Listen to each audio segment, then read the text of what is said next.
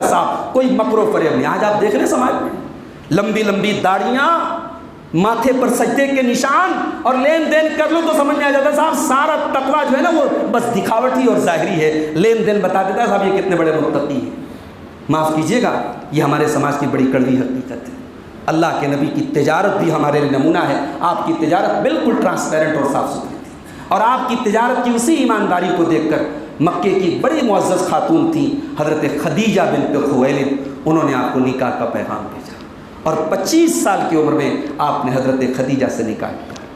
اور حضرت خدیجہ نہایت نیک خاتون تھی اور شوہر کی وفادار, اتنی محبت کرتی تھی اللہ کے نبی سے, اور اپنا سب کچھ انہوں نے لٹا دیا اپنے نبی کے لیے. اور اللہ کے نبی کی زندگی میں ہم دیکھتے ہیں کہ اللہ کے نبی نے 2 لوگوں کا احسان کبھی نہیں بھولیا. 2 لوگوں کے احسان کو آپ نے ہمیشہ یاد رکھا. ایک خدیجہ کے احسان کو آپ نے ہمیشہ یاد رکھا. یہ بھی نبی کی زندگی کا احسان. عمل کا نام ہے, اسلام محنت کا نام ہے, اسلام قربانی کا نام ہے. آپ صرف یہ کہہ دیں کہ صاحب اللہ ہماری مدد کرے گا, آپ کیا کر رہے ہیں؟ آپ کا عمل اور آپ کا ایمان اگر درست ہوگا تب اللہ مدد کرے گا. آپ شرک کرتے رہیں, آپ اللہ کو ناراض کرتے رہیں, جہاں جی چاہے سر جھکاتے رہیں, بدعات کرتے رہیں, خرافات کرتے رہیں, اللہ کی مدد کبھی نہیں آئے گی. اللہ کی مدد تب آئے گی جب آپ وہ ایمان پیدا کریں گے. فضائے بدر پیدا کر, علامہ اقبال نے کہا تھا نا, فضائے بدر پیدا کر, تو بدر والا ماحول پیدا کر, آج بھی فرشتے تیری مدد کو آسمان سے اتریں گے. اور جب اللہ کے نبی مکہ چھوڑ کے جا رہے تھے, آج لوگ ہم سے پوچھتے ہیں نا, یہ سوال اکثر پوچھا جاتا ہے کہ آپ پہلے انڈین ہیں کہ پہلے مسلم ہیں. یہ سوال ہی سرے سے غلط ہے. ہم ایک وطن کی حیثیت سے انڈین ہیں اور ایک مذہب کی حیثیت سے ہم مسلمان ہیں. اب کوئی پوچھے صاحب آپ کو اپنے وطن سے محبت کتنی ہے, تو ہمیں اپنے وطن کی اتنی محبت ہے جتنی ہمارے نبی کو اپنے وطن سے تھی. ہمارے نبی جب اپنے وطن کو چھوڑ کے جا رہے تھے اور آخری نگاہیں آپ نے مکہ کی طرف ڈالی تھی, تو آپ نے کہا تھا انک لاحب البلاد الی, اے مکہ رضی اللہ تعالیٰ عنہ کی تھی. اللہ کے نبی نے اپنے مرض الموت میں اپنا آخری خطبہ جو دیا, اس خطبے میں آپ نے کھڑے ہو کے کہا تھا, او لوگو, اللہ تعالیٰ نے اپنے ایک بندے کو اختیار دیا ہے کہ چاہو تو تم دنیا کی زندگی لے لو, اور چاہو تو میرے پاس آ جاؤ اور میری نعمتوں کا مزہ لے لو. اللہ کے اس بندے نے اللہ کے پاس جانے کو سلیکٹ کر لیا اور اللہ کی نعمتوں کو منتخب کر لیا. ابھی نبی نے اتنا کہا تھا, صحابہ چپ چاپ سن رہے ہیں, اور ابو بکر صدیق زار و قطار روئے جا رہے ہیں اور کہہ رہے فدیناک بآبائنا و امہاتنا, یا رسول اللہ میرے ماں باپ آپ پر قربان ہو جائیں. صحابہ کہتے ہیں ہمیں بڑی حیرت ہوئی, نبی تو کامن بات کر رہے ہیں, نبی تو جنرل بات کر رہے ہیں, یہ ابو بکر رو کیوں رہے ہیں؟ لیکن صحابہ کہتے ہیں بعد میں پتہ چلا, ہمیں بعد میں احساس ہوا کہ اللہ کے نبی کسی اور کی بات نہیں کر رہے تھے, اپنی بات کر رہے تھے. اور اللہ کے نبی یہ اشارہ کر رہے تھے کہ اب دنیا سے میں اللہ کے پاس جانے والا ہوں, اب میرے سفر آخرت کا ٹائم قریب ہے. اسی خطبے میں اللہ کے نبی نے کہا تھا ان من من الناس علی فی صحبتہ و مالہ ابا بکر, میرے اوپر اپنی صحبت کے ذریعے اپنے مال. سب نے کہا کہ ہاں ہم تصدیق کر لیں گے.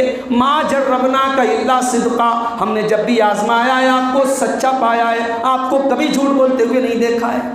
آپ نے فرمایا او لوگو, جب تم میری بات کو اتنا سچا مانتے ہو تو کان کھول کر کے سن لو.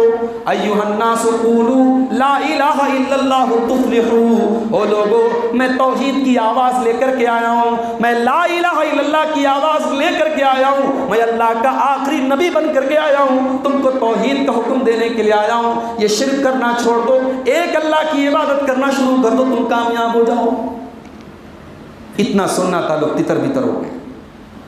کسی نے اپوز بھی نہیں کیا, کسی نے مخالفت بھی نہیں کی, لیکن لوگوں نے قبول بھی نہیں کیا, چلے گئے وہاں سے. ایک آدمی کھڑا ہوا, اس کا نام تھا ابو لہب. ابو لہب کیسا تھا؟ ابو لہب کا نام ابو لہب کیوں پڑا پتہ ہے؟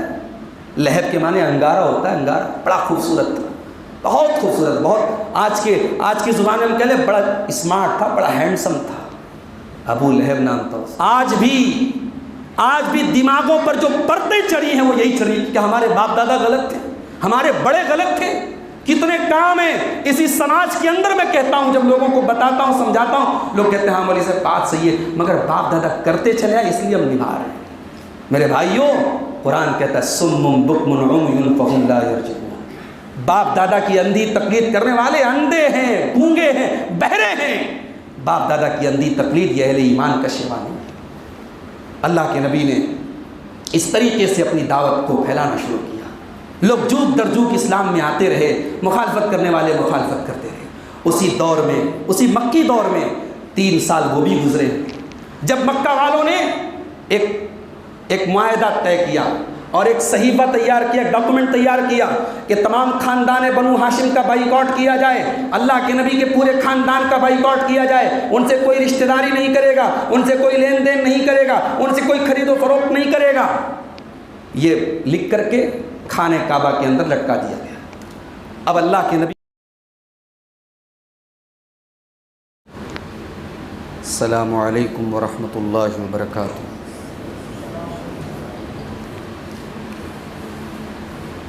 الحمد للہ نحمده ونستعینه ونستغفره ونعوذ باللہ من شرور انفسنا ومن سیئات اعمالنا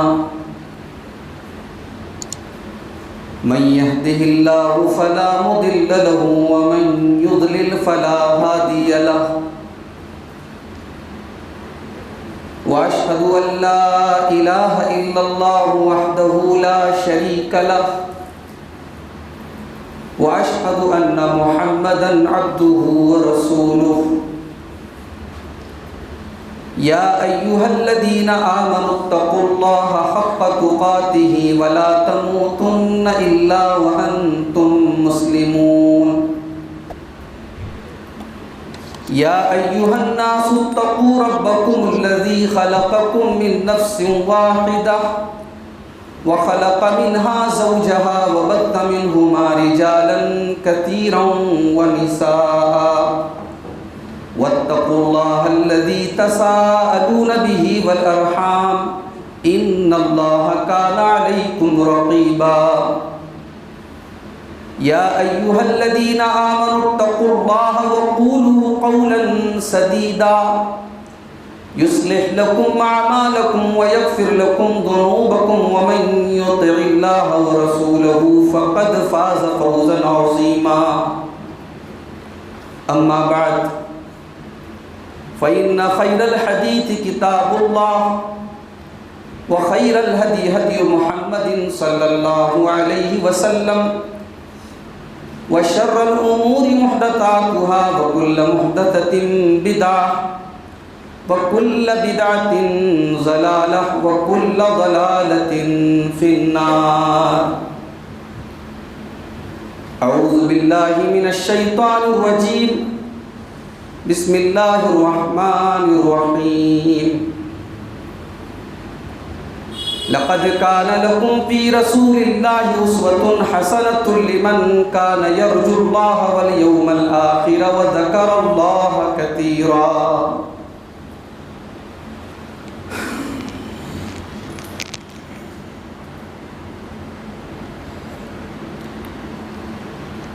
ایک نعت کے چند اشعار سماعت فرمائیں۔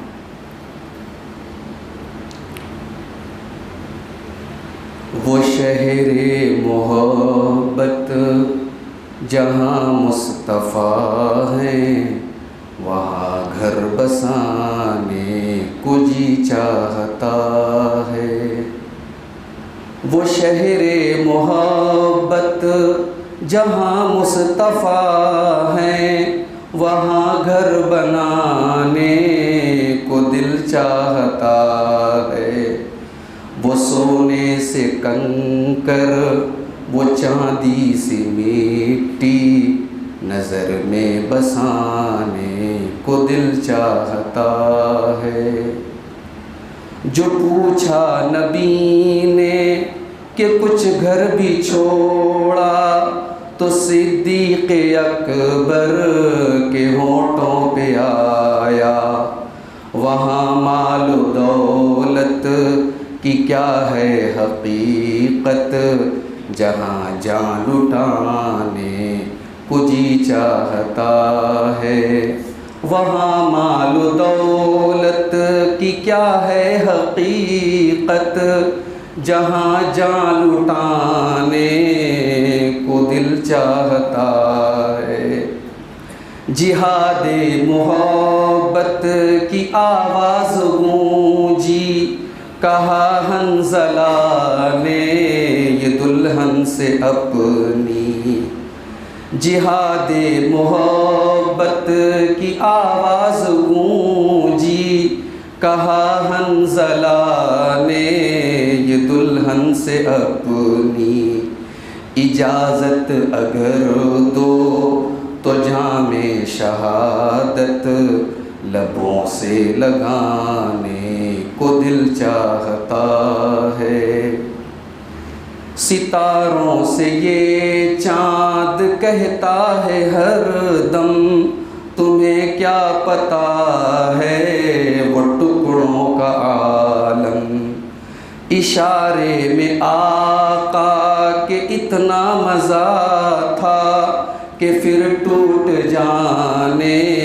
کو دل چاہتا ہے، جو دیکھا ہے روئے جمال رسالت تو طاہر عمر مصطفیٰ سے یہ بولے، جو دیکھا ہے روئے جمال رسالت تو طاہر عمر مصطفیٰ سے یہ بولے، بڑی آپ سے دشمنی تھی مگر اب، بڑی آپ سے دشمنی تھی مگر اب، غلامی میں آنے کو دل چاہتا ہے، وہ شہر محبت جہاں مصطفیٰ ہیں وہاں گھر بنانے کو دل چاہتا ہے۔ حضرات علماء کرام، محترم بزرگوں، نوجوان ساتھیوں، کافی عرصے کے بعد بٹاؤ شہید کی اس مسجد میں آج کا یہ پروگرام منعقد ہوا۔ سیرت النبی کے سماجی کردار پر ابھی آپ نے ایک بڑی بہترین تقریر سماعت فرمائی۔ حقیقت یہ ہے میرے بھائیوں کہ اللہ کے نبی صلی اللہ علیہ وسلم پوری انسانی تاریخ میں اکلوتی ایسی ہستی ہے کہ آپ کی زندگی کا ہر پہلو ہمارے لیے قابل نمونہ ہے۔ دنیا میں بہت سارے لوگ ایسے ہیں وہ اپنی فیلڈ کے ماہر ہیں، اپنے میدان کے شہسوار ہیں، کوئی قلم کا ماہر ہے، کوئی زبان کا ماہر ہے، کوئی اپنے خاص ٹیلنٹ اور اپنے خاص ہنر کا انسان ہے، مگر محمد الرسول اللہ صلی اللہ علیہ وسلم پوری انسانی تاریخ میں اکلوتی ایسی شخصیت ہے کہ آپ نے جو بھی میدان، جس میدان میں بھی آپ گئے، اس میدان میں آپ نے اپنے آپ کو نمونہ بنایا۔ اگر آپ مسجد میں اللہ کی بارگاہ میں عبادت کے معاملے میں اگر ہمیں بالکل ٹاپ پر نظر آتے ہیں تو ایسا نہیں ہے کہ آپ کی گھریلو زندگی، آپ کی عائلی اور آپ کی میریٹل لائف جو ہے اس میں نعوذ باللہ آپ ناکام ہیں۔ بہترین باپ بھی ہیں آپ، بہترین شوہر بھی ہیں آپ، بہترین دوست بھی ہیں آپ، بہترین پڑوسی بھی ہیں آپ، تجارت کے معاملے میں بہترین تاجر بھی ہیں آپ، جنگ کے میدان میں بہترین کمانڈر بھی ہیں آپ۔ یہی وجہ ہے کہ اللہ تعالیٰ نے قرآن کریم میں اپنے نبی کو سارے اہل ایمان کے لیے صرف اسوہ نہیں کہا اللہ نے، عربی میں اسوہ کے معنی بھی آئیڈیل ہوتے ہیں۔ اللہ نے یہ نہیں کہا لقد کان لکم فی رسول اللہ اسوۃ، اتنا کہہ کر کے اللہ نے بس نہیں کیا، نبی صرف ہمارے لیے نمونہ نہیں ہے، اسوۃ حسنہ، نبی اکرم کی ذات ہم سب کے لیے بہترین نمونہ ہے، آپ کے جیسا نہ کوئی تھا نہ کوئی ہے نہ ہوگا۔ آج میری تقریر کا جو عنوان ہے، ہم اللہ کے نبی صلی اللہ علیہ وسلم کی مکی زندگی، آپ کی جو نبوت والی زندگی ہے 23 سال کی، اس میں 13 سال کا دور آپ نے مکہ میں گزارا۔ اور جب آپ سیرت کا مطالعہ کریں گے تو یہ جو دو دور ہیں آپ کی سیرت کے، مکی دور اور مدنی دور، ان دونوں پیریڈز کی اپنی خاصیتیں ہیں۔ مکی دور میں اسلام کے پودے کو آپ نے لگایا تھا، مکی دور پورا کا پورا اسلام کی دعوت و تبلیغ پر، پھر اس کے راستے میں آنے والی پریشانیوں کو جھیلنے پر، اور پھر صحابہ کرام کو تیار کرنے پر، اور اس راہ میں آنے والی کٹھنائیوں کو فیس کرنے پر گزرا ہے۔ اور مدنی دور میں ایک نئی اسلامی ریاست، ایک نیا اسلامی اسٹیٹ کہہ لیجیے آپ، اس کو اسٹیبلش کیا گیا۔ پورے مکی دور میں کوئی جنگ نہیں ہوئی، بہت ظلم ہوا۔ ایک ایسا دور بھی آیا کہ آپ جواب دے سکتے تھے مگر آپ نے ڈیفینس میں بھی جواب نہیں دیا، کیونکہ اللہ کی طرف سے اجازت نہیں ملی تھی۔ لیکن جب مدینہ میں آپ پہنچے اور وہاں مدینہ کے انصار صحابہ کی شکل میں ایک ایسی جماعت اللہ کے نبی کو ملی جنہوں نے ہر حال میں آپ کا ساتھ دینے کا وعدہ کیا، تب وہاں پہلی آیت نازل ہوئی، جہاد کی اجازت دی گئی، ڈیفنس کی اجازت دی گئی، اور اس کے بعد بدر کی لڑائی ہوئی، احد کی لڑائی ہوئی، وہ مدنی دور کی بات تھی۔ تو آج کی تقریر میں ہم اللہ کے نبی صلی اللہ علیہ وسلم کی زندگی کا جو پہلا دور ہے، مکی دور، اس دور سے کچھ پوائنٹس آپ کے سامنے ہم پیش کریں گے کہ اس دور میں ہمیں کون کون سی نصیحتیں ملتی ہیں، کون کون سا سبق ملتا ہے۔ ہم اللہ سے دعا کرتے ہیں رب العالمین کہنے والے کو، سننے والوں کو، سب کو ان نصیحتوں پر عمل کرنے کی توفیق عطا فرمائے۔ ایک بات ہم سب جانتے ہیں کہ اللہ کے نبی جس معاشرے میں بھیجے گئے اس معاشرے میں بہت ساری برائیاں تھیں۔ سیرت کی کوئی بھی کتاب آپ اٹھائیے، آپ کو ملے گا وہاں شراب پی جاتی تھی، وہاں زنا ہوتا تھا، وہاں لوٹ مار ہوتی تھی، وہاں ذرا ذرا سی باتوں پر جنگیں ہوتی تھی۔ بلکہ اگر اس دور کا بالکل صحیح نقشہ اگر آپ کو دیکھنا ہے تو آپ حضرت جعفر رضی اللہ تعالیٰ عنہ کی وہ تقریر اٹھا لیجیے جو انہوں نے حبشہ کے دربار میں کی تھی۔ جب مسلمان لوگ ہجرت کر کے حبشہ پہنچے اور مکہ کے کافروں نے اپنے 2 لوگوں کو وہاں بھیجا اور ان لوگوں نے آ کر کے بادشاہ کے سامنے مسلمانوں کے خلاف زہر بھرا، تو بادشاہ تو آج کے بادشاہوں کی طرح نہیں تھا کہ ایک پچ کی بات سن لے اور دوسرے پچ کی بات نہ سنے۔ بادشاہ جو عیسائی بادشاہ تھا، بعد میں مسلمان بھی ہو گیا وہ نجاشی، تو اس نے کہا نہیں، ہم مسلمانوں کو بلائیں گے، ان کا پچ ہم سنیں گے، ان کی بات ہم سنیں گے۔ تو مسلمانوں کی طرف سے حضرت جعفر رضی اللہ تعالیٰ عنہ آئے اور انہوں نے ایک چھوٹی سی اسپیچ دی۔ وہ اسپیچ کیا ہے؟ اللہ اکبر! میں سمجھتا ہوں کہ چند جملوں میں حضرت جعفر طیار رضی اللہ تعالیٰ عنہ نے اسلام کا انٹروڈکشن پیش کر دیا۔ کیا کہا انہوں نے اس تقریر میں؟ ایھا الملک کنا قوما اہل جاہلیت، بادشاہ سلامت، ہم دور جاہلیت کی زندگی گزارا کرتے تھے۔ نعبد الاصنام، ہم بتوں کے پجاری تھے۔ وناکل المیتہ، ہم مردار کھایا کرتے تھے۔ ونسیء الجوار، پڑوسیوں کو تکلیف پہنچایا کرتے تھے۔ ونقطع الارحام، رشتوں کو کاٹا کرتے تھے۔ ونأتی الفواحش، بہت سارے گندے کام کیا کرتے تھے۔ حتیٰ ارسل اللہ الینا رسولہ، یہاں تک کہ اللہ تعالیٰ نے اپنے رسول کو ہمارے بیچ میں بھیجا۔ نعرف صدقہ وامانتہ وعفافہ، اور اے بادشاہ سلامت، اس نبی کو ہم پہلے سے جانتے تھے، وہ بہت سچے تھے، بہت ایماندار تھے، بہت پاک دامن تھے، بہت اچھے خاندان سے تعلق رکھتے تھے۔ فأمرنا ان نعبد اللہ وحدہ لا نشرک بہ شیئا، انہوں نے سب سے پہلے ہم کو توحید کا حکم دیا، انہوں نے ہم کو سکھایا کہ ہم ایک اللہ کی عبادت کریں اور اللہ کے ساتھ کسی کو شریک نہ کریں۔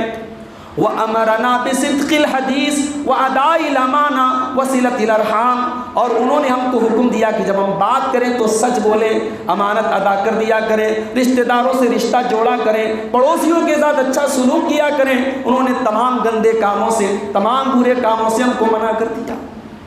بس ہماری یہی غلطی تھی، ہم اس نبی کے اوپر ایمان لائے، ہم ان کے دین میں داخل ہوئے اور ہمارا پورا شہر ہمارا دشمن بن گیا اور ہمیں مجبوری میں آ کر کے آپ کے شہر میں پناہ لینی پڑی۔ یہ اس تقریر کا ایک خلاصہ میں نے بیان کیا ہے۔ اس سے آپ اندازہ لگائیے کہ اللہ کے نبی کو کیسی سوسائٹی میں لے جا رہا تھا۔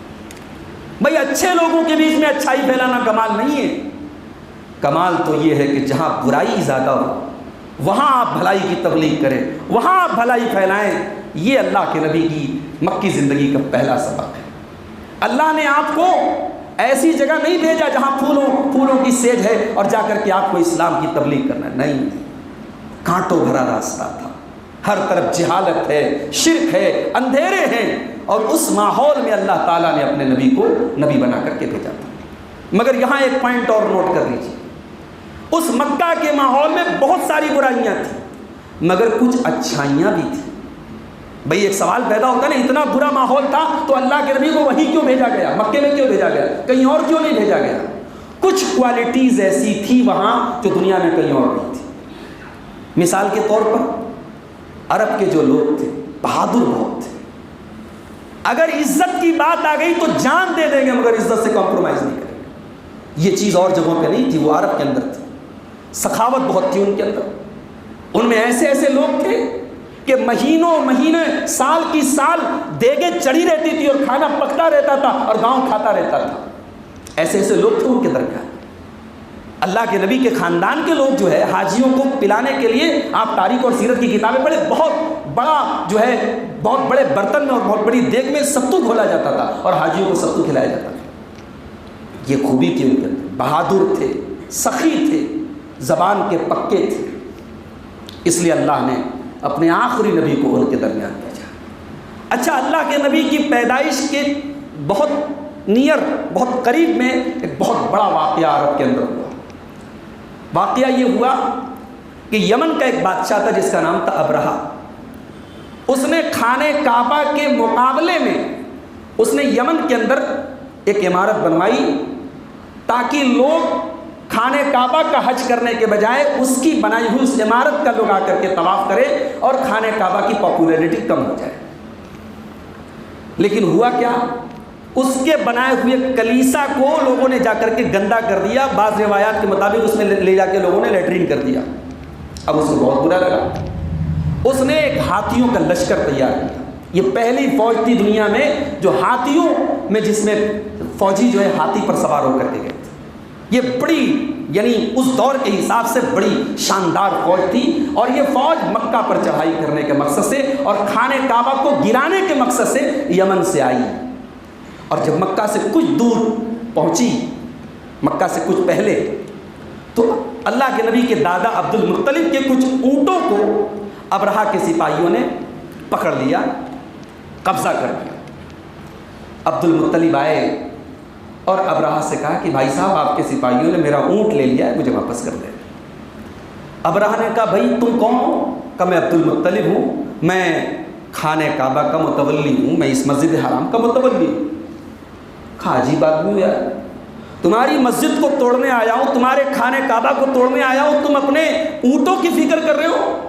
تو عبد المطلب اگرچہ اسلام پہ نہیں تھے، توحید پہ نہیں تھے، لیکن بہرحال خانہ کعبہ کی تولیت کا کام ان کے ذمہ تھا، تو انہوں نے اس موقع پر بڑی پوائنٹ کی بات کہی تھی۔ انہوں نے کیا کہا کہ انا رب الابل، اے ابراہیم میں اونٹوں کا مالک ہوں، وَإِنَّ لِهَذَا الْبَيْتِ رَبًّا، اور اس گھر کا مالک کوئی اور ہے، يَحْمِيهِ، مجھے یقین ہے وہ اپنے گھر کو بچا لے گا۔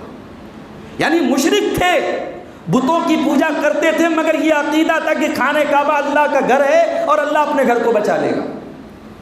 اور اس کے بعد دنیا نے دیکھا کہ ابرہہ کے ہاتھیوں کا رخ جب خانہ کعبہ کی طرف کیا جاتا تو بیٹھ جاتے تھے، وہ آگے نہیں بڑھتے تھے، اور کسی اور سائڈ میں کیا جاتا تھا چلنے لگتے تھے۔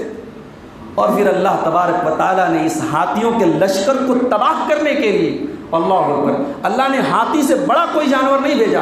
الم تر کیف فعل ربک باصحاب الفیل الم یجعل کیدہم فی تضلیل وارسل علیہم طیرا ابابیل ترمیہم بحجارۃ من سجیل فجعلہم کعصف مأکول۔ اے نبی، آپ وہ منظر یاد کیجیے جب اللہ نے ہاتھی والوں کے ساتھ کیا، اللہ نے پرندوں کو بھیجا۔ اچھا، یہاں ابابیل کا لفظ آیا ہے، بعض لوگ یہ سمجھتے ہیں کہ ابابیل چڑیا بھیجی تھی اللہ نے، نہیں، ابابیل کا مطلب عربی میں وہ چڑیا نہیں ہوتا ہے، ابابیل کا مطلب ہوتا ہے جھنڈ، طیرن ابابیل، چڑیوں کا جھنڈ آیا تھا، وہ ابابیل پرندہ نہیں تھا، وہ کوئی اور چڑیا تھی، چھوٹی چھوٹی چڑیا تھی۔ اور چنے کی دال کے برابر چھوٹی چھوٹی کنکریاں ان کی چونچ میں اور ان کے پنجوں میں تھی، اور وہ ایٹم بم بن کر کے گرتی تھی. سارے ہاتھیوں کا پورا لشکر تباہ ہو گیا، اور ابرہہ کا تو وہ حال ہوا کہ وہاں سے بھاگ کے یمن پہنچا اور پورے جسم کے اوپر زخم اور پھوڑے پھنسی مواد بھر گئے، اور اس کے بعد بڑی کتوں کی موت مرا تھا. یہ واقعہ اللہ کے نبی کی پیدائش کے 40 دن پہلے ہوا تھا. اس واقعے کے اندر اللہ تبارک و تعالیٰ نے ایک میسج دیا تھا مکہ والوں کو کہ دیکھو اللہ وہ ہے جس کا حکم ہاتھی مانتا ہے، اور جس کے حکم پر اللہ اگر چاہے تو چھوٹے چھوٹے پرندوں کے ذریعے اتنے بڑے لشکر کو تباہ کر سکتا ہے. وہ اللہ اپنا آخری نبی تمہارے درمیان بھیجنے والا ہے. اگر تم نے اس کی نافرمانی کی تو اللہ تمہارا انجام بھی ہاتھیوں والے لشکر جیسا کر سکتا ہے. اس کے بعد اللہ کے نبی پیدا ہوتے ہیں.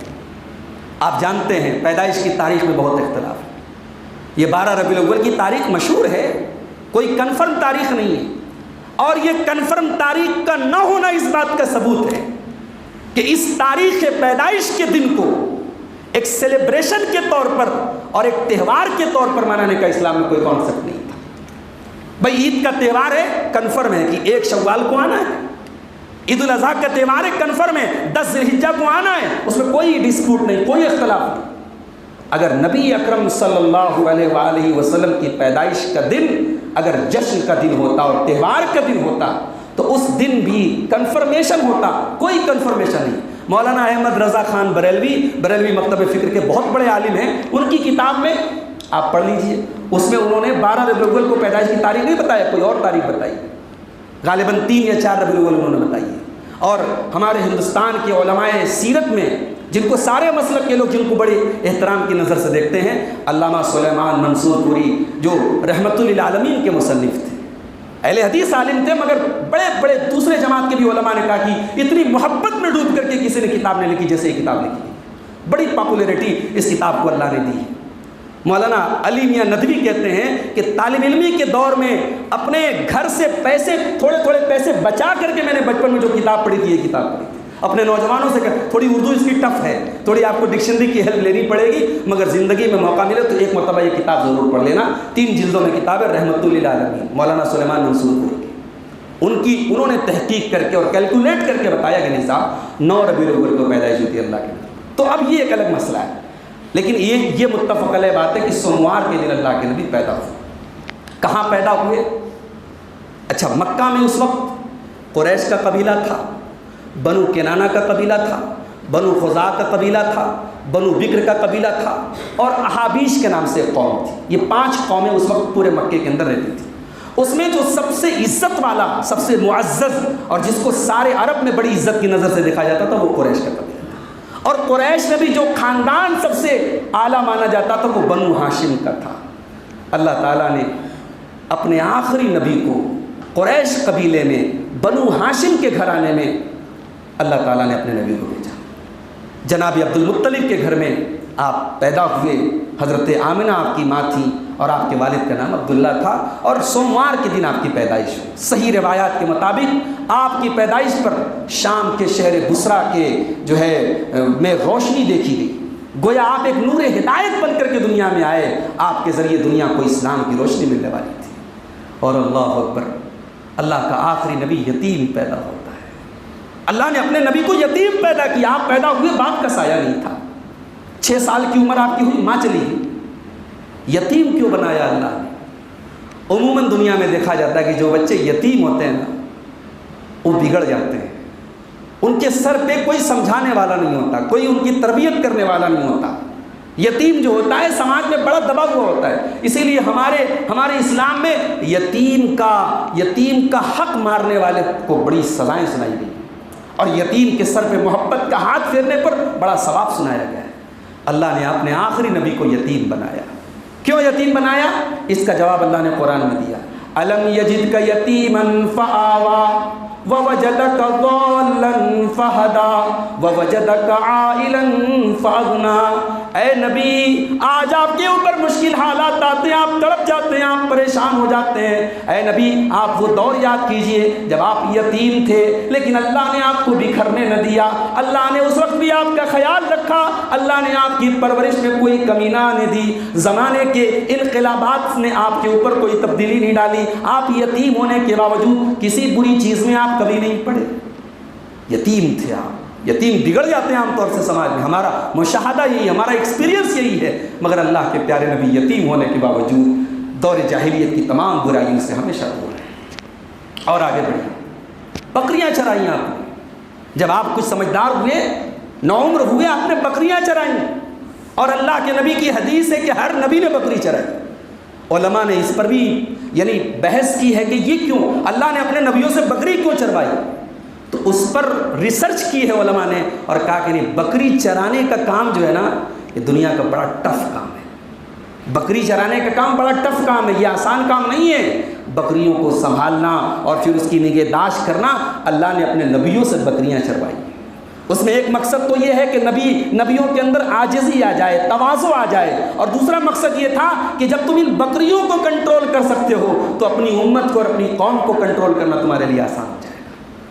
پھر اور آگے بڑھیں، بچپن کے بعد اللہ کے نبی صلی اللہ علیہ وسلم کی جوانی کو دور آیا۔ کیسی جوانی تھی؟ بالکل بے داغ جوانی۔ اس جوانی میں نہ نظروں کی نہ نظریں بہک رہی ہیں، نہ اپنی جوانی کا غلط استعمال ہے، آپ کی جوانی بالکل آئینے کی طرح پاک اور صاف ہے۔ جیسے ہی آپ جوان ہوئے آپ کو احساس ہوا کہ اب مجھے اپنے چچا ابو طالب کا ساتھ دینا چاہیے، انہوں نے باپ بن کے پالا ہے، دادا کے انتقال کے بعد اب مجھے ساتھ دینا چاہیے۔ چچا کے ساتھ تجارت کے سفر میں آپ جانے لگے، اور تجارت جب آپ نے شروع کی تو تجارت کے میدان میں بھی آپ نے ٹرانسپیرنسی سے کام لیا، آپ کی تجارت بالکل شیشے کی طرح صاف، کوئی مکر و فریب نہیں۔ آج آپ دیکھ رہے ہیں سماج میں لمبی لمبی داڑیاں، ماتھے پر سجدے کے نشان، اور لین دین کر لو تو سمجھ میں آ جاتا ہے صاحب سارا تقویٰ جو ہے نا وہ بس دکھاوٹی اور ظاہری ہے، لین دین بتا دیتا ہے صاحب یہ کتنے بڑے متقی ہیں۔ معاف کیجیے گا، یہ ہمارے سماج کی بڑی کڑوی حقیقت ہے۔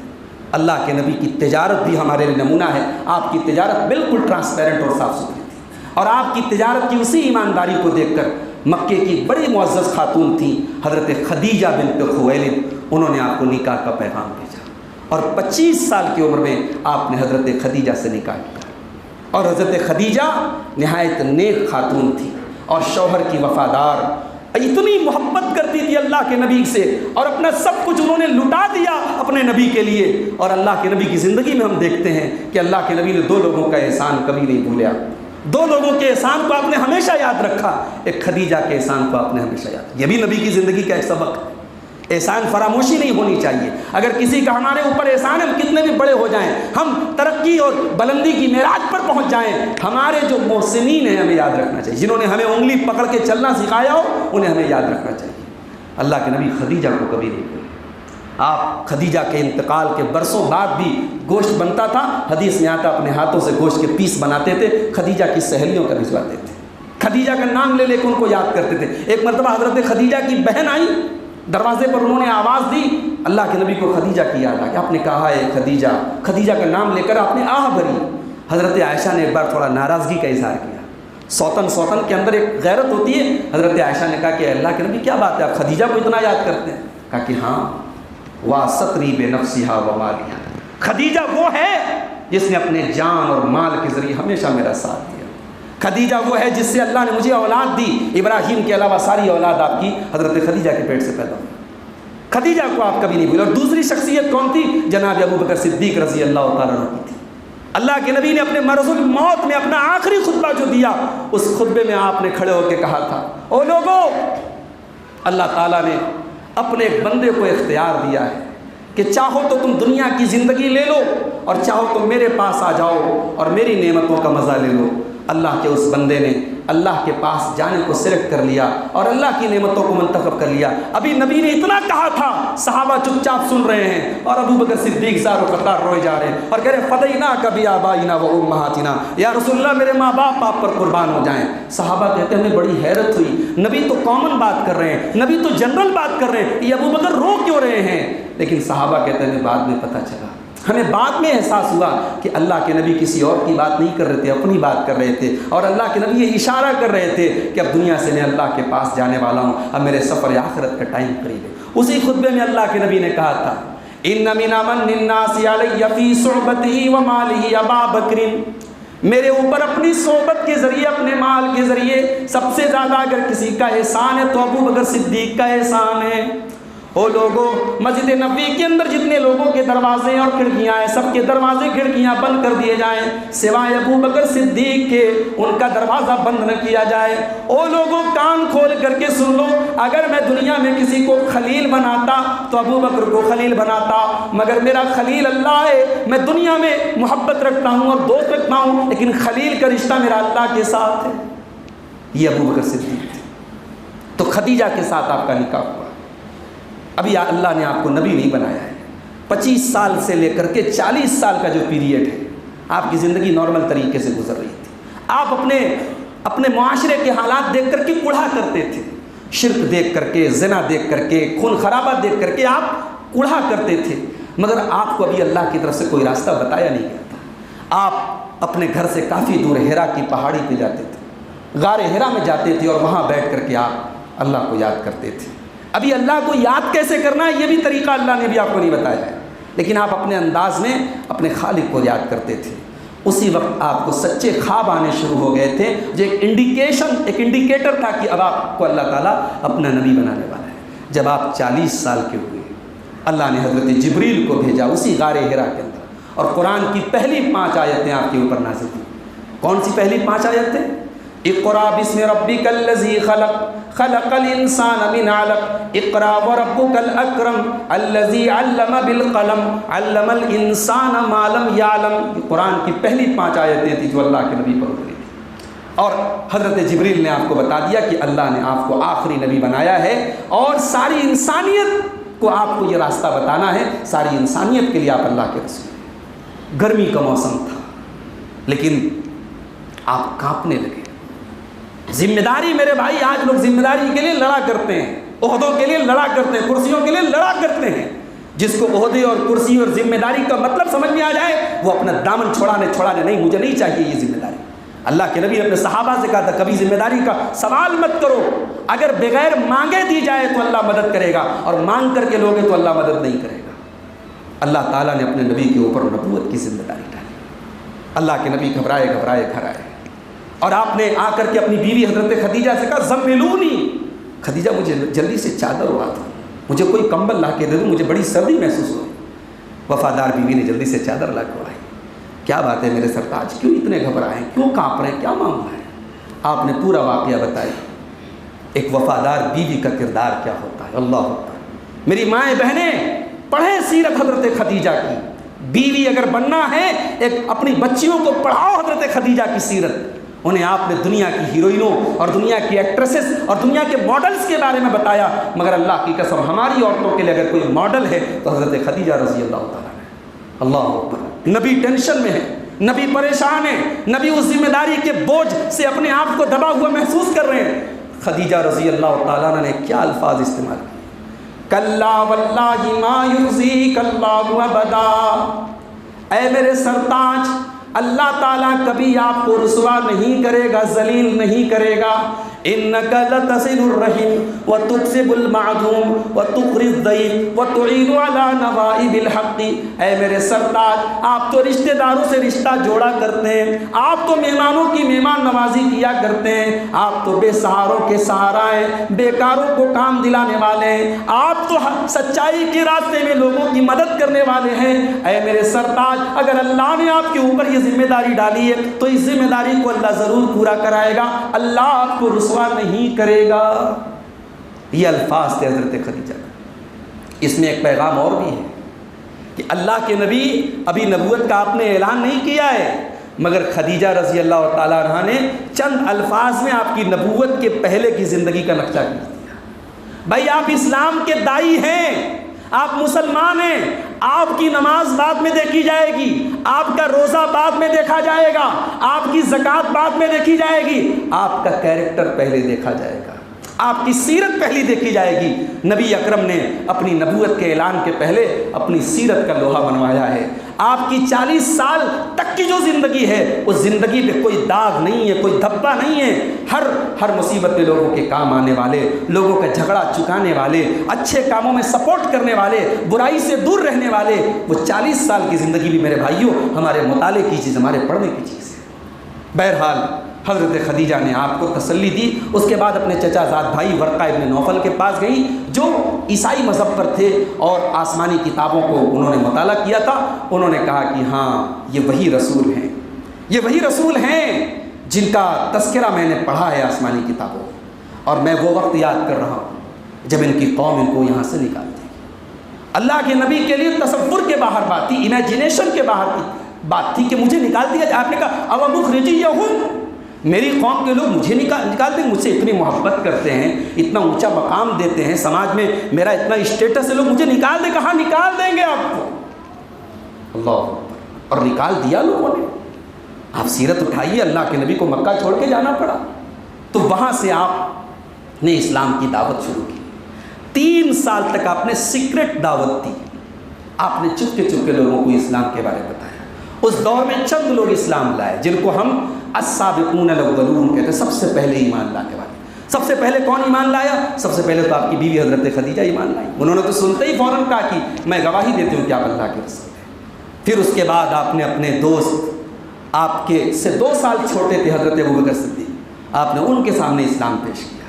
حضرت ابوبکر صدیق نے فوراً کہا کہ اے اللہ کے نبی، میں آپ کو اللہ کا رسول مانتا ہوں، میں تصدیق کرتا ہوں آپ کی۔ یہ ابوبکر صدیق کا کمال تھا۔ اللہ کے نبی کبھی کبھی کوئی عجیب بات بھی بیان کرتے تھے نا تو صحابہ سے کہتے تھے میں گواہی دیتا ہوں، میرا ابو بکر گواہی دیتا ہے، میرا عمر گواہی دیتا ہے۔ حالانکہ اس مجلس میں ابو بکر ہوتے نہیں تھے، عمر ہوتے نہیں تھے، مگر اللہ کے نبی کو اتنا کانفیڈنس تھا کہ میں نے کہہ دیا تو ابو بکر تو تصدیق کر ہی دیں گے۔ یہ ہوتی ہے دوستی، اور یہ ہوتی ہے ایک تصدیق اور ایمان اور محبت جس کو کہتے ہیں کہ نبی نے کہا ہے تو سچ کہا ہے۔ تو پہلے ایمان لایا ابو بکر صدیق۔ اس کے بعد حضرت علی رضی اللہ عنہ جن کی عمر بھی 10 یا 11 سال کی تھی۔ اچھا یہاں ایک نقطہ اور یاد رکھیے، اللہ کے نبی کو پالا ابو طالب نے، مگر بعد میں ابو طالب کی فائنینشیل کنڈیشن کمزور ہو گئی، مکے میں قحط سالی آ گئی اور تجارت کا معاملہ رک گیا، تو اللہ کے نبی نے اپنے چچا کا بدلہ چکانے کے لیے ان کے ایک بیٹے کو گود لے لیا۔ حضرت علی کو گود لیا تھا آپ نے، اور حضرت علی ابو طالب کے دوسرے بیٹے تھے جعفر، ان کو گود لیا تھا حضرت عباس نے۔ یہ اس زمانے میں لوگ ایک دوسرے کے بچوں کو سپورٹ کرنے کے لیے گود لے لیتے، تو اللہ کے نبی نے حضرت علی کو گود لیا تھا۔ حضرت علی اللہ کے نبی کی تربیت میں پلے بڑے تھے، 10 سال کے آپ تھے، حضرت علی نے فوراً کہا کہ میں ایمان لاتا ہوں۔ تو بچوں میں سب سے پہلے حضرت علی ایمان لائے، اور پھر اس کے بعد حضرت زید رضی اللہ تعالیٰ عنہ جو اگرچہ آزاد تھے مگر غلام بن کر کے آئے تھے، وہ بھی ایمان لائے۔ تو یہ پہلی کھیپ ہے مسلمانوں کی، سیکرٹ طریقے سے اللہ کے نبی اسلام کی دعوت کا کام کرنے لگے۔ پھر ابو بکر صدیق رضی اللہ تعالیٰ عنہ نے اپنی محنت سے، اپنی کوشش سے کچھ لوگوں کو اسلام کے بارے میں بتایا، اور آپ یقین کیجئے ابو بکر صدیق رضی اللہ تعالیٰ عنہ کی محنت سے وہ لوگ ایمان لائے جو ٹاپ 10 مسلمان تھے۔ بھئی ٹاپ 10 مسلمان کون تھے؟ ہمارا اور آپ کا ایمان ہے کہ صحابہ میں سب سے اونچا مقام کس کا ہے؟ عشرہ مبشرہ کا ہے۔ وہ 10 صحابہ جن کا نام لے کر کے اللہ کے نبی نے جنتی ہونے کی بشارت دی ہے، ابو بکر صدیق، عمر فاروق، عثمان غنی، حضرت علی، حضرت طلحہ، حضرت زبیر، حضرت سعد بن ابی وقاص، حضرت سعید بن زید، حضرت عبد الرحمن بن عوف، حضرت ابو عبیدہ بن جراح، ٹوٹل 10 صحابہ ہیں جن کو عشرہ مبشرہ کہا جاتا ہے۔ ان 10 صحابہ میں حضرت عمر کو چھوڑ دیجیے، وہ بعد میں ایمان لائے، باقی جتنے لوگ ہیں وہ سب حضرت ابو بکر صدیق کی کوششوں سے ایمان لائے، عثمان غنی ان کی کوشش سے ایمان لائے، طلحہ، زبیر، عبد الرحمن ابن عوف، حضرت ابو عبیدہ ابن جراح، یہ ٹاپ کے صحابہ، یہ کس کی محنت سے ایمان لائے؟ ابو بکر صدیق کی محنت سے ایمان لائے۔ اور علماء نے لکھا ہے کہ ابو بکر صدیق جو تھے نا، ان کا بھی اخلاق نبی کے اخلاق کے جیسا تھا، بالکل same to same photo copy تھی اللہ کے نبی کے اخلاق کی۔ یہی وجہ ہے کہ جب ابو بکر صدیق رضی اللہ تعالیٰ عنہ ایک مرتبہ مکہ چھوڑ کے جانے لگے مایوس ہو کر کے، تو ان کا ایک دوست ملا راستے میں، اس نے کہا کہاں جا رہے ہو؟ کہا بھائی مکہ چھوڑ کے جا رہا ہوں، مکہ میں اب رہ نہیں سکتا، لوگ رہنے نہیں دے رہے۔ تو اس نے ایک جملہ کہا تھا، اس کا نام ابن دغنہ تھا، اس نے کیا کہا تھا؟ ان مثلک لا یخرج، اے ابو بکر آپ کے جیسے لوگوں کو نکالا نہیں جاتا ہے، آپ مکہ چھوڑ کے جا رہے ہیں، آپ اس لائق تو نہیں کہ آپ کو نکال دیا جائے۔ اور ابن دغنہ نے سیم وہی ورڈ استعمال کیے تھے جو حضرت خدیجہ نے اللہ کے نبی کے لیے کیے تھے کہ آپ رشتہ داروں سے رشتہ جوڑتے ہیں، مہمانوں کی مہمان نوازی کرتے ہیں، غریبوں کا ساتھ دیتے ہیں، آپ لوگوں کے کام آتے ہیں، آپ جیسے انسان کو مکہ سے نکالا نہیں جا سکتا۔ اس میں ایک سبق ہے ہم سب کے لیے کہ ہم اگر اسلام کی دعوت دینا چاہتے ہیں، پہلے اپنا کردار بناؤ بھائی۔ کتابیں پڑھنے سے اسلام نہیں پھیلے گا، دنیا آپ کے اسکرپچرز بعد میں دیکھے گی، آپ کے ڈاکومنٹس بعد میں دیکھے گی، آپ کا قرآن بعد میں پڑھے گی، دنیا پہلے آپ کو پڑھے گی، آپ کا کردار پڑھے گی، آپ کی ایمانداری پڑھے گی، آپ کی سچائی پڑھے گی۔ ابو بکر صدیق کے کیریکٹر اور کردار سے یہ ٹاپ کے لوگ اسلام لے آئے۔ اس کے بعد 3 سال کے بعد اب قرآن کی آیت نازل ہوئی، فاصدع بما تؤمر واعرض عن المشرکین۔ اے نبی، اب سیکرٹ طریقے سے دعوت دینے کا دور ختم ہو رہا ہے، اب کھل کر کے دعوت دیجئے۔ سورہ شعراء کی آیت نازل ہوئی، وَأَنذِرْ عَشِيرَتَكَ الْأَقْرَبِينَ۔ اے نبی، اپنے خاندان کے لوگوں سے شروعات کیجئے۔ انگلش میں کہاوت ہے چیریٹی بگنز ایٹ ہوم، خیرات اور نیکی کی شروعات گھر سے ہوتی ہے۔ نبی کو یہ نہیں حکم ملا کہ پہلے پورے عرب کی اصلاح کی، کہا پہلے اپنے خاندان کے لوگوں سے اسٹارٹ کیجئے۔ اللہ کے نبی صفا کی پہاڑی پہ چڑھتے، صفا کی پہاڑی پہ چڑھ کر کے اپنے سارے خاندان کے، اچھا صفا کی پہاڑی مکے کا ایک یعنی ٹاپ پلیس تھی، کوئی اہم بات کرنی ہوتی تھی لوگ صفا پہ چڑھتے تھے۔ صفا پہ آپ چڑھے، سارے خاندان کے لوگوں کو بلایا، تمام بنو ہاشم آ گئے، تمام بنو مطلب آ گئے، سارے قریش کے لوگ آ گئے۔ آپ نے فرمایا اے لوگو، یہ بتاؤ کہ تم میرے بارے میں کیا عقیدہ رکھتے ہو، کیا تجربہ ہے تمہارا؟ اگر میں یہ خبر دوں کہ اس پہاڑ کے پیچھے کوئی لشکر تم پر حملہ کرنے والا ہے تو کیا تم میری بات کی تصدیق کر لو گے؟ سب نے کہا کہ ہاں ہم تصدیق کر لیں گے۔ ما جربنا کا الا صدقہ، ہم نے جب بھی آزمایا ہے آپ کو سچا پایا ہے، آپ کو کبھی جھوٹ بولتے ہوئے نہیں دیکھا ہے۔ آپ نے فرمایا او لوگو، جب تم میری بات کو اتنا سچا مانتے ہو تو کان کھول کر کے سن لو، ایھا الناس قولوا لا الہ الا اللہ تفلحوا۔ او لوگو، میں توحید کی آواز لے کر کے آیا ہوں، میں لا الہ الا اللہ کی آواز لے کر کے آیا ہوں، میں اللہ کا آخری نبی بن کر کے آیا ہوں، تم کو توحید کا حکم دینے کے لیے آیا ہوں۔ یہ شرک کرنا چھوڑ دو، ایک اللہ کی عبادت کرنا شروع کر دو، تم کامیاب ہو جاؤ۔ اتنا سننا تھا، لوگ تتر بتر ہو گئے، کسی نے اپوز بھی نہیں کیا، کسی نے مخالفت بھی نہیں کی، لیکن لوگوں نے قبول بھی نہیں کیا، چلے گئے وہاں سے۔ ایک آدمی کھڑا ہوا، اس کا نام تھا ابو لہب۔ ابو لہب کیسا تھا؟ ابو لہب کا نام ابو لہب کیوں پڑا پتہ ہے؟ لہب کے معنی انگارہ ہوتا ہے، انگارہ، بڑا خوبصورت تھا، بہت خوبصورت، بہت آج کی زبان میں کہہ لیں بڑا اسمارٹ تھا، بڑا ہینڈسم تھا۔ ابو لہب نام تھا اس کا، نبی کا چچا تھا۔ اس نے کہا تبا لک یا محمد، اے محمد بربادی ہو آپ کے لیے، کیا اس لیے ہمیں یہاں بلایا تھا؟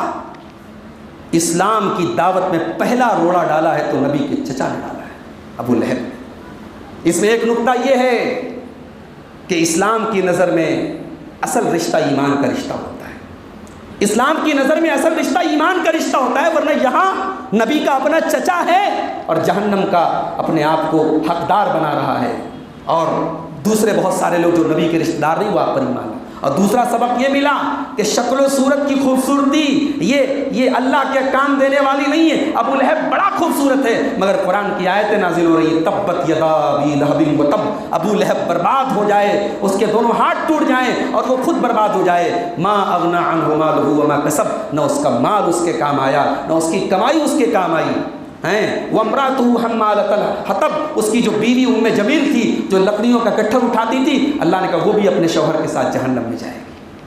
تو یہ نبی کے راستے میں رکاوٹ ڈالنے والا ابو لہب تھا، نبی کا چچا تھا۔ اس کے بعد اللہ کے نبی نے اب اپنی دعوت کو کھل کر کے پھیلانا شروع کیا۔ دھیرے دھیرے لوگ مخالفت بھی کرتے تھے، ستاتے بھی تھے، پریشان بھی کرتے تھے، جس کو بات سمجھ میں آتی تھی، جس کی فطرت صحیح ہوتی تھی، وہ ایمان بھی لاتا تھا۔ اسی دور میں حضرت حمزہ ایمان لائے، ان سے اللہ کے نبی کو بڑی طاقت ملی، اللہ کے نبی کے چچا تھے وہ، اور بڑے بہادر تھے۔ حضرت عمر جب اسلام لائے تو تھوڑا اور مسلمانوں کو طاقت مل گئی، سپورٹ مل گئی، پھر دھیرے دھیرے اسلام کا ایک کارواں پڑتا چلا گیا۔ اس مکی دور میں ہم یہ دیکھتے ہیں کہ اللہ کے نبی کو بہت طریقے سے ٹارچر کیا گیا۔ میرے بھائیو، آپ تصور نہیں کر سکتے کہ اللہ کے نبی نے کیسی کیسی اذیتیں جھیلی۔ اور میں جب کبھی پڑھتا ہوں سیرت کے ان واقعات کو تو میں سوچتا ہوں کہ ہمارے نبی کے اندر کتنا پیشنس تھا، کتنا تحمل تھا، کتنا ضبط تھا. آج ہمارے اندر صبر اور ضبط نہیں ہے. آج اگر ہمیں آج ابھی ہم نے دیکھا کل پارلیمنٹ کے اندر ایک مسلمان کو اس کے مذہب کے نام کی گالی دی گئی تو آج پورے ہندوستان میں غصہ ہے. اور غصہ صحیح بھی ہے. پارلیمنٹ کی اپنی ایک ویلیو ہوتی ہے, وہاں مسلمان کا نام لے کے گالی دی جا رہی ہے. آج پورے سوشل میڈیا پہ یہ واقعہ جو ہے سرخیوں میں بنا ہوا ہے. مگر آپ سوچئے ہمارے نبی صلی اللہ علیہ وسلم, آپ نے کتنی گالیاں سنی ہیں میرے بھائی. کوئی شاعر کہہ رہا ہے, کوئی مجنوں کہہ رہا ہے. آپ حج کا موسم آتا ہے, آپ حاجیوں کو پکڑ پکڑ کے انہیں اسلام کی دعوت دے رہے ہیں, اور پیچھے سے ابو لہب کہتا ہے خبردار اس کی بات مت سننا, یہ بے دین ہے, یہ صابی ہے, یہ بے دین ہے, اس کی بات مت سننا. آپ کو کیا نہیں کہا گیا میرے بھائی. نماز کی حالت میں آپ اللہ کی بارگاہ میں سجدہ کر رہے ہیں, اور آپ کی گردن پہ گندگی لا کے, اونٹنی کی بچہ دانی لا کے یا اونٹنی کی اوجڑی لا کے ڈالی جا رہی ہے, اور آپ پہ یہ اذیت نے گوارا کی. کس لیے گوارا کی ہے میرے بھائی؟ کیا نعوذ باللہ نبی کو اپنا نام کرانا تھا؟ نبی کو دنیا کی کوئی پراپرٹی بنانی تھی, کوئی نام کمانا تھا, کوئی عزت کمانی تھی؟ نہیں. نبی کا ایک ہی مقصد تھا, یہ اللہ کے بندے ہدایت پر آ جائیں, یہ جہنم کی آگ سے بچ جائیں. وہ نبی محسن انسانیت بن کر کے آئے, وہ نبی انسانیت کو جہنم کی آگ سے بچانے کے لیے آئے. اور اس چیز کی اتنی لگن تھی اللہ کے نبی کے اندر کہ سورہ کہف کی وہ آیت کل آپ نے جمعہ کے دن پڑھی ہوگی, فَلَعَلَّكَ بَاقِعٌ نَفْسَكَ عَلَىٰ آثَارِهِمْ إِن لَّمْ يُؤْمِنُوا بِهَٰذَا الْحَدِيثِ أَسَفًا. اے نبی اگر یہ لوگ اس قرآن کے اوپر ایمان نہیں لائے تو کیا آپ اپنی جان دے دیں گے؟ کیا آپ اپنے آپ کو ہلاک کر ڈالیں گے؟ اے نبی ان کی اتنی ٹینشن نہ لیجیے. اتنی ٹینشن لیتے تھے اللہ کی. آپ نے یہ ساری اذیتیں اللہ کی توحید کے لیے گوارا. ایک وہ وقت بھی آیا لوگ آپ کے چچا ابو طالب کے پاس پہنچے, کہا آپ بیچ میں سے ہٹ جائیے, آپ کا بھتیجا ہمارے باپ دادا کو برا بھلا کہہ رہا ہے, ہمارے معبودوں کو برا بھلا کہہ رہا ہے, باپ کو بیٹے سے الگ کر رہا ہے, اب بہت ہو چکا, پانی سر سے اونچا ہو چکا ہے, آپ بیچ میں سے ہٹ جائیے, پھر ہم دیکھ لیں گے آپ کے بھتیجے کا کیا کرنا ہے. ابو طالب آتے ہیں اللہ کے نبی کے پاس, بیٹا بھتیجا اتنا بوجھ نہ ڈال اپنے چاچا کے اوپر جو برداشت نہ کر سکے. آج لوگ ایسی باتیں کہہ کے گئے ہیں میری برداشت کے باہر ہیں. اللہ اکبر. نبی نے جو جملے کہے ہیں تاریخ میں آج بھی درج ہے, سیرت میں آج بھی درج ہے. کہ یا عمی لو وضع الشمس فی یمینی والقمر فی یساری الا ان ترکت ھذا الامر. اے میرے چچا جان, اگر لوگ میرے داہنے ہاتھ پر سورج رکھ دیں اور بائیں ہاتھ پر چاند رکھ دیں اور کہہ دیں کہ میں اسلام کو چھوڑ دوں, اے چچا جان مجھ سے یہ کام نہیں ہو سکتا. حتی یظہرہ اللہ, یہاں تک کہ اللہ تعالیٰ اپنے دین کو غالب کر دے. او اہلک فیہ, یا اسی راستے میں محمد ہلاک ہو جائیں, محمد ختم ہو جائیں. اے اللہ, اے چچا میں ختم ہو جاؤں گا مگر اس کام کو نہیں چھوڑ سکتا. یہ استقامت تھی اللہ کے نبی کی, اور یہی استقامت جو آپ کے اندر تھی یہ آپ سے سیکھی تھی آپ کے ساتھ. اور میرا ایک جملہ نوٹ کر لو, ہمارا عقیدہ بھی ہے یہ, جیسے ہم یہ عقیدہ رکھتے ہیں کہ نبی اللہ کے چنے ہوئے نبی ہیں, کوئی اپنی مرضی سے نبی نہیں بنتا, اللہ چنتا ہے. ویسے ہی نبی کے جتنے صحابہ تھے انہیں ہم نے نہیں چنا تھا, انہیں آپ نے نہیں چنا تھا, انہیں اللہ نے چنا تھا. کائنات میں کسی اور نبی کو ایسے ساتھی نہیں ملے تھے جیسے میرے نبی کو ساتھی ملے تھے. میرے بھائیوں, وہ تکلیفیں, وہ ٹارچرز, آج لوگ ایک آدھار کارڈ کے لیے ایمان بیچ دیتے ہیں, لوگ ذرا سی دنیاوی سہولتوں کے لیے مرتد ہو جاتے ہیں. کتنی مسلمان لڑکیاں ہیں عشق اور محبت اور پیار کے نام پہ مرتد ہو جاتی ہیں. آج اسلام اتنا حقیر ہو گیا, ایمان اتنا سستا ہو گیا. ارے جاؤ پڑھو اپنے نبی کی سیرت. تمہارے نبی نے اور تمہارے نبی کے صحابہ نے, وہ بلال حبشی کو دیکھو جو تپتی ریت پہ لیٹا ہے مگر احد احد کی سزائیں دے رہا ہے. ذرا اس سمیہ کو دیکھو جسے برہنہ کر کے اور بے لباس کر کے اس کے جوان بیٹے کے سامنے شہید کر دیا گیا مگر سمیہ نے ایمان کو نہیں چھوڑا. ذرا اس عمار کو دیکھو جس کی آنکھوں کے سامنے اس کی ماں کو شہید کیا گیا. ذرا اس یاسر کو دیکھو جس کی آنکھوں کے سامنے اس کی بیوی کو شہید کر دیا گیا. صحابہ کرام کی بڑی تعداد ہے جو غریب صحابہ تھے, جو غلام تھے, جو کمزور تھے, ان کو کتنا ستایا گیا میرے بھائی. مگر نہ اللہ کے نبی اپنے دین سے ہٹے, نہ صحابہ کرام اپنے دین سے ہٹے. اچھا ڈرایا بھی گیا, آفر بھی دیا گیا, لالچ بھی دیا گیا. ایک مرتبہ اللہ کے نبی کے پاس آفر آیا, مکے والوں نے اپنا ایک آدمی بنا کے بھیجا, کہا, اے محمد کیا چاہتے ہو؟ کیا چاہتے ہو؟ دولت چاہتے ہو؟ ہم دولت دے دیں گے. اگر تم بادشاہت چاہتے ہو، عرب کے بادشاہت کا تاج تمہارے سر پہ رکھ دیں گے۔ کسی خوبصورت عورت سے شادی کرنا چاہتے ہو، تلاش کر لو عرب کی سب سے خوبصورت لڑکی سے تمہاری شادی کر کے۔ بس یہ مشن چھوڑ دو، یہ دعوت چھوڑ دو، ہمارے باپ دادا کا طریقہ ہم سے نہیں چھوٹ سکتا۔ آج بھی دماغوں پر جو پردے چڑھی ہیں وہ یہی چڑھی کہ ہمارے باپ دادا غلط تھے، ہمارے بڑے غلط تھے۔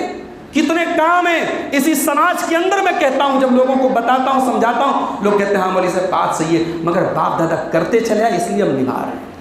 میرے بھائیوں، قرآن کہتا ہے سم بکم عمی فہم لا یرجعون، باپ دادا کی اندھی تقلید کرنے والے اندھے ہیں، گونگے ہیں، بہرے ہیں۔ باپ دادا کی اندھی تقلید یہ اہل ایمان کا شیوا نہیں ہے۔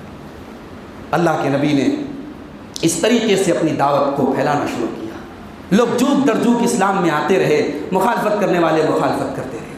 اسی دور میں، اسی مکی دور میں 3 سال وہ بھی گزرے جب مکہ والوں نے ایک معاہدہ طے کیا اور ایک صحیفہ تیار کیا، ایک ڈاکومنٹ تیار کیا کہ تمام خاندان بنو ہاشم کا بائیکاٹ کیا جائے، اللہ کے نبی کے پورے خاندان کا بائیکاٹ کیا جائے، ان سے کوئی رشتہ داری نہیں کرے گا، ان سے کوئی لین دین نہیں کرے گا، ان سے کوئی خرید و فروخت نہیں کرے گا۔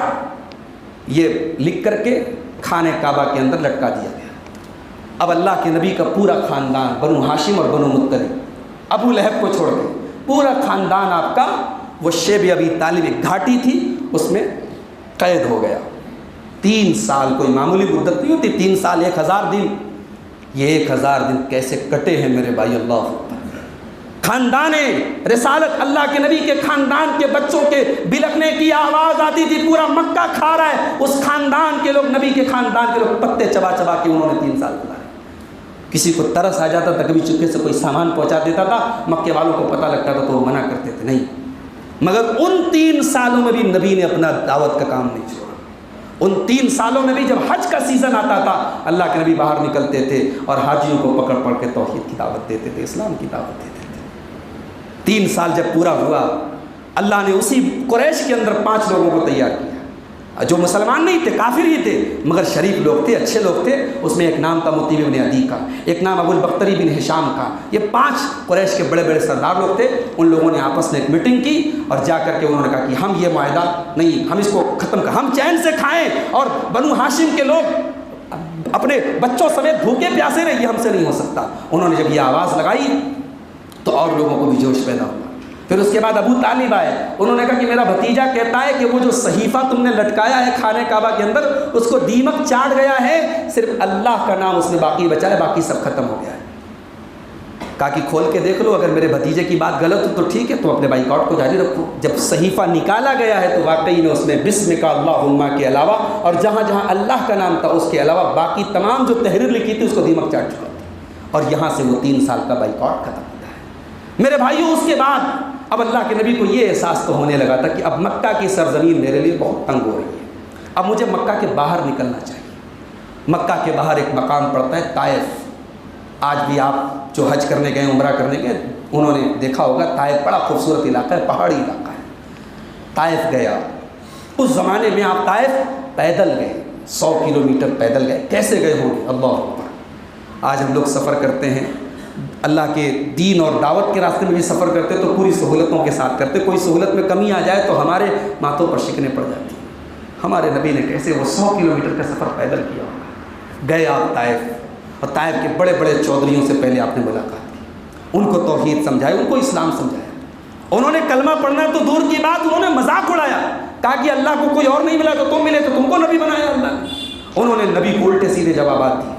اللہ کے نبی نے کہا اچھا ایک کام کرو، تم میری بات نہیں مانتے کوئی بات نہیں، لیکن تم خاموش رہو، اس بات کو لیک مت کرو، مجھے سیکرٹ طریقے سے اپنی دعوت پھیلانے دو۔ مگر یہ بھی انہوں نے نہیں کیا۔ اللہ کے نبی صلی اللہ علیہ وسلم تقریباً 1 ہفتہ تک طائف میں رہے۔ 1 ہفتے تک ایک بندہ آپ کے اوپر ایمان نہیں لایا۔ طائف کی وہ پہاڑوں کی وادی میرے نبی کے لیے پہاڑ بن گئی، ان کے سینے پہاڑوں کے جیسے سخت بن گئے۔ اور 1 ہفتہ تک اللہ کے نبی طائف کے گھر گھر اور در در جا کر کے انہیں توحید کی دعوت دینے کے بعد جب مایوس ہو گئے اور جب وہاں سے نکلنے لگے تو اللہ اکبر، طائف کے گلیوں میں اور راستوں میں جب نبی چلتے تھے تو دونوں طرف سے اس طائف کے جو اوباش اور کرمنل اور بدماش اور گنڈے ٹائپ کے جو لوگ تھے وہ میرے نبی پتھر برساتے تھے۔ آپ تصور کیجئے، میرے نبی سلام اس پر سلام اس پر کہ جو مجروح ہوا بازار طائف میں، سلام اس پر کہ جو جاڑے میں کھاک کے بستر پہ سوتا تھا، سلام اس پر کہ جس کے گھر میں چاندی تھی نہ سونا تھا، سلام اس پر کہ ٹوٹا بوریا جس کا بچھونا تھا، سلام اس پر جو دنیا کے لیے رحمت ہی رحمت ہے، سلام اس پر کہ جس کی ذات فخر آدمیت ہے۔ اس نبی نے پتھر کھائے ہیں طائف میں، کس کے لیے کھائے بھائی؟ ہمارے اور آپ کے لیے کھائے۔ اس نبی نے یہ تکلیفیں نہ اٹھائی ہوتی اور اسلام اس انجام تک نہ پہنچا ہوتا تو آج ہندوستان کی اور بنارس کی سرزمین پر ہم اور آپ مسلمان نہ ہوتے۔ قیامت تک جتنے مسلمان آئیں گے وہ جو بھی نیکیاں کریں گے کہیں نہ کہیں ان نیکیوں کا بدلہ اور صلہ جناب محمد رسول اللہ صلی اللہ علیہ وسلم کو ملتا رہے گا، کیونکہ اسلام کا شجر تو آپ نے لگایا ہے میرے بھائی۔ طائف میں پتھر کھایا، اس کے بعد طائف سے آپ نکلے، طائف سے لہو لہان ہے، جوتوں میں خون جمع ہے، طائف سے 3 کلومیٹر دور ایک کھجور کے باغ میں داخل ہوتے ہیں، اللہ کی بارگاہ میں ہاتھ اٹھاتے ہیں اور کہتے ہیں اللہ تو نے مجھے کس کے حوالے کر دیا ہے؟ الا بعید یتجہمنی، اے اللہ یہ ایسے لوگوں کے حوالے کر دیا جو میرے دشمن بن گئے، لیکن اے اللہ لک العتبی حتی ترضی، اے اللہ تو راضی ہے تو مجھے کوئی پرواہ نہیں ہے، تو ناراض ہو جائے تو یہ مجھے ٹینشن دے گی، لیکن تو اگر راضی ہے یہ پتھر مجھے برداشت ہے، یہ تکلیفیں مجھے برداشت ہیں، یہ لہو لہان ہونا مجھے برداشت ہے۔ اسی موقع پر حضرت جبریل آئے، کہا اے اللہ کے نبی آپ اجازت دیجئے، پہاڑوں کا فرشتہ اجازت مانگ رہا ہے، ان طائف والوں کو پہاڑوں کے بیچ میں رکھ کے پیس دیا جائے۔ مگر اس نبی نے اس موقع پر بھی رحمت کا ثبوت دیا، کہا نہیں، مجھے امید ہے کہ ان کی آنے والی نسلیں ایمان لائیں، ان کی آنے والی نسلیں توحید پر آئیں۔ اور آپ کو ایک حیرت کی بات بتاؤں، اسی طائف کی سرزمین سے خالد بن ولید جیسا انسان پیدا ہوا تھا۔ خالد بن ولید اسی ثقیف، اسی طائف کے قبیلے سے تعلق رکھتے تھے، اس قبیلے سے بہت بڑے بڑے لوگ اسلام لائے، یہ نبی کی دعا کی برکت تھی۔ نبی نے امید ظاہر کی کہ آنے والے دور میں یہاں سے لوگ اسلام قبول کریں گے۔ پھر آپ مکہ پہنچے، پھر آپ کی زندگی میں ایک اور ٹینشن کی چیز آئی، آپ کے چچا ابو طالب کا انتقال ہو گیا۔ وہ چچا جس نے ہر موڑ پر آپ کا ساتھ دیا، جن کی وجہ سے مکہ والوں کو آپ کے اوپر ڈائریکٹ کوئی حملہ کرنے میں ہچک ہوتی تھی، چچا کا انتقال ہو گیا۔ اور اس سے زیادہ تکلیف کی بات یہ تھی کہ چچا انتقال جب کر رہے تھے، نبی اکرم صلی اللہ علیہ وسلم بہت چاہا کہ چچا کلمہ پڑھ دیں، مگر کلمہ نہیں پڑھ پائے۔ وہی باپ دادا کی اندھی محبت، چچا کے سامنے آپ کلمہ پیش کر رہے ہیں اور بغل میں ابو جہل بیٹھا ہے، ابو جہل کہہ رہا ہے خبردار ابو طالب اپنے باپ دادا کا مذہب مت چھوڑنا۔ اور آخری جملہ جو ابو طالب کی زبان سے نکلا وہ کیا نکلا؟ علی ملت عبد المطلب، میں اپنے باپ عبد المطلب کے مذہب پہ دنیا سے جا رہا ہوں۔ ابو طالب چلے گئے، اسی مذہب پہ کلمہ نہیں پڑھا ہوا۔ نبی کو ڈبل تکلیف ہے، چچا کے جانے کا بھی دکھ ہے اور چچا کے کلمہ نہ پڑھ پانے کا بھی دکھ ہے۔ پھر کچھ ہی دنوں کے بعد آپ کی وفادار اور وفا شعار اور جانثار بیوی حضرت خدیجہ رضی اللہ تعالیٰ، جن کی موجودگی میں آپ نے دوسرا نکاح نہیں کیا، ان کا انتقال ہو گیا۔ یہ ڈبل صدمہ تھا اللہ کے نبی کے، ایک انٹرنل سپورٹ حضرت خدیجہ سے، ایک ایکسٹرنل سپورٹ حضرت ابو طالب سے ملتا تھا، یہ دونوں سپورٹ ختم، اور طائف میں ابھی آپ وہ تکلیفیں جھیل کر کے آئے ہیں۔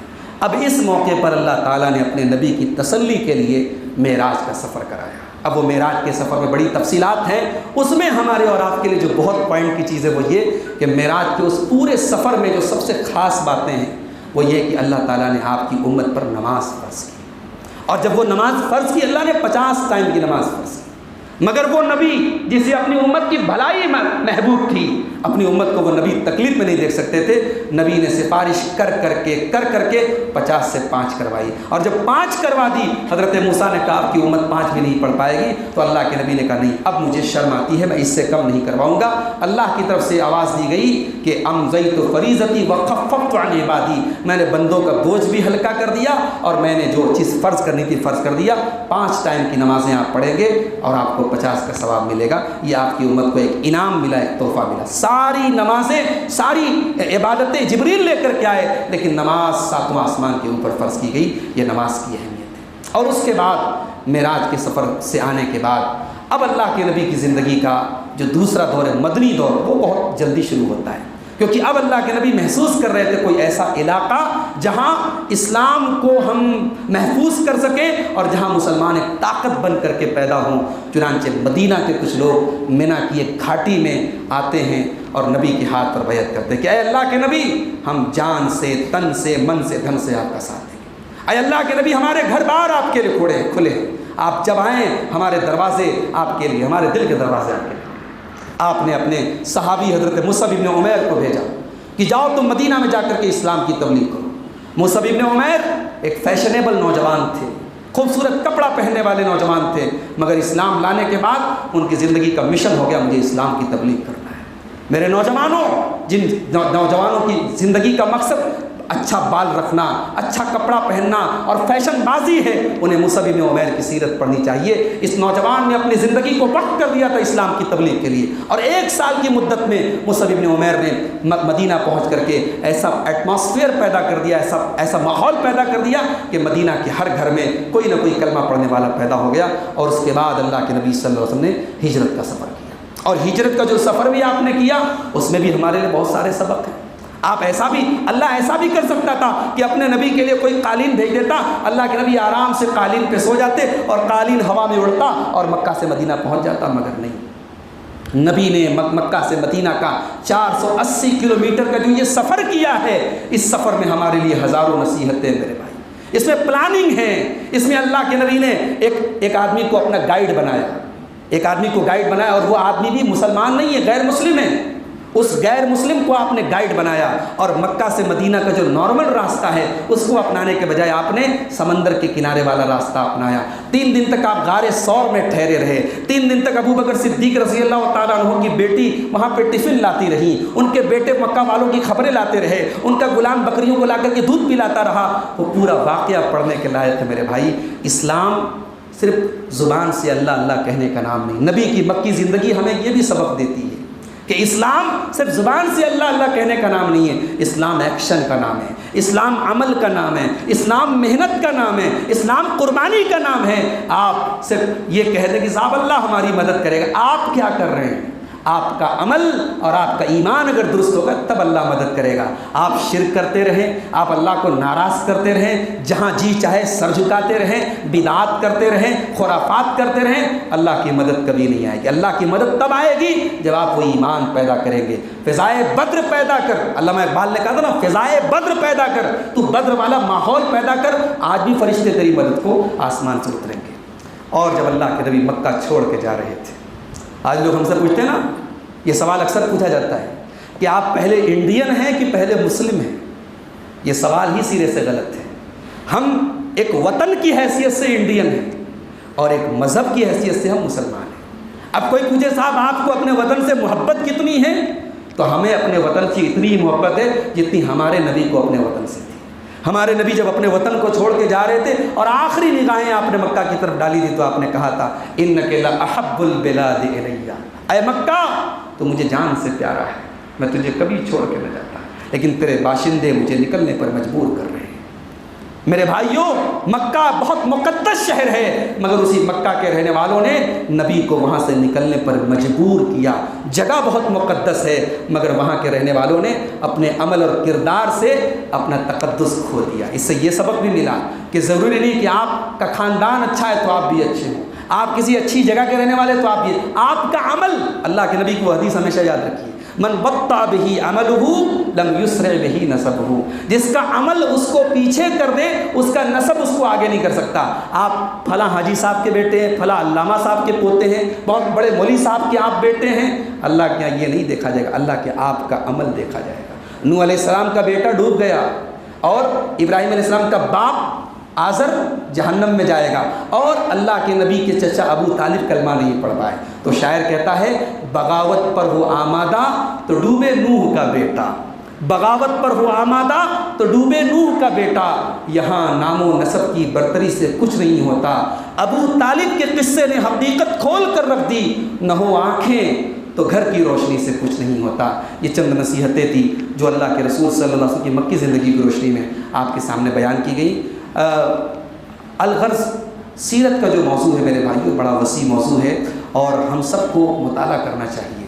بڑی مشہور کتاب ہے الرحیق المختوم سیرت کی، میں آپ سب سے گزارش کرتا ہوں، نوجوانوں سے خاص طور سے، الرحیق المختوم کو زندگی میں ایک بار ضرور، ہندی میں بھی ملتی ہے، اردو میں بھی ملتی ہے، پڑھ لو، نہیں پڑھ سکتے تو سن لو، انٹرنیٹ پر بھی آج کل بہت ساری کتابیں آڈیو کی شکل میں بھی ہوتی ہیں، آپ یوٹیوب پر سن لو، لیکن نبی کی سیرت کو ایک بار ضرور پڑھو میرے بھائی۔ ہمارے لیے بہت ساری نصیحتیں اور سبق ہیں۔ اللہ سے ہم دعا کرتے ہیں رب العالمین ہمیں اپنے نبی صلی اللہ علیہ وسلم سے صحیح اور سچی محبت کرنے کی توفیق عطا فرمائے۔ محبت کا دعویٰ کرنا بہت آسان ہے میرے بھائی. 10 روپے کا جھنڈا لگانے میں بائک میں کیا جاتا ہے؟ مکان کو جھنڈیوں سے سجانے میں کیا جاتا ہے؟ محبت کا اظہار کرنا بہت آسان ہے، محبت کو نبھانا مشکل ہے. نبھا کے دکھایا ہے صحابہ نے. ہمیں وہ محبت چاہیے جو نبی کے صحابہ نے کر کے دکھائی تھی. ہمیں وہ محبت نہیں چاہیے جو بعد میں لوگوں نے خود سے محبت کے اظہار کے طریقے بنا لی. اللہ ہمارے ان تمام بھائیوں کو، مجھے کسی کے خلوص پر شک نہیں، اللہ کی قسم ہمارے جتنے بھائی آج اس ربیع الاول کے مہینے میں اللہ کے نبی کی محبت کے نام پر بہت کچھ کرتے ہیں، ہمیں ان کے خلوص پر، ان کے دل میں رسول کی جو محبت ہے اس محبت پر ہمیں کوئی شک نہیں ہے. مگر میرے بھائی محبت کا اظہار کرنے میں بھی ہم اس رسول کے بتائے ہوئے طریقے کے پابند ہیں. ہم محبت کا اظہار اپنے من سے نہیں کر سکتے. نبی کی وفات ہوئی تھی، حضرت عمر فاروق نے کہا تھا کہ اللہ کی قسم محمد رسول اللہ کی وفات نہیں ہوئی ہے، اور جو یہ کہے گا کہ آپ دنیا سے چلے گئے میں اس کی گردن مار دوں گا. مگر بعد میں جب ابوبکر صدیق رضی اللہ تعالیٰ عنہ آئے اور انہوں نے خطبہ دیا اور خطبے میں قرآن کی آیت پڑھ کے کلیئر کر دیا کہ نہیں، اللہ کے نبی صلی اللہ علیہ وسلم، اللہ تعالیٰ کی طرف سے جو موت سب کو آتی ہے، آپ صلی اللہ علیہ وسلم کی بھی وفات ہو چکی ہے. جب حضرت عمر یہ حقیقت جان گئے تو زمین پر گر گئے اور کہا کہ مجھے یقین آ گیا. تو محبت ظاہر کرنے میں بھی آپ شریعت کے پابند ہیں. آپ اپنے من سے محبت ظاہر نہیں کر سکتے، کوئی بھی کام کر لیں. آج بہت کچھ ہو رہا ہے میرے بھائی. اللہ ہمارے بھائیوں کو صحیح محبت کو اپنانے کی توفیق عطا فرمائے. اللہ تعالی ہمارے دلوں میں رسول اکرم کی، آپ کے صحابہ کی، آپ کے اہل بیت کی، آپ کے چہتوں کی محبت ڈال دے. اللہ ہمیں بدعات و خرافات سے بچائے. اللہ ہمارے ملک کی حفاظت فرمائے. ملک کو نفرت کی آگ میں جھونکنے والی تمام طاقتوں کو اللہ ناکام کر دے. اللہ اس ملک کے بھائی چارے کو، اس ملک کے امن، چین اور سلامتی کو برقرار رکھے. رب العالمین اس ملک میں جو بھی طاقتیں ہمیں لڑانا چاہتی ہیں اور اس ملک میں خون خرابہ کرنا چاہتی ہیں، اللہ ایسی تمام طاقتوں کو جڑ سے اکھاڑ پھینکے. اللہ تعالیٰ ہر شے پر قادر ہے. وہ جسے چاہتا ہے عزت دیتا ہے، جسے چاہتا ہے ذلت دیتا ہے. اقتدار اور کرسی اس کے ہاتھ میں ہے.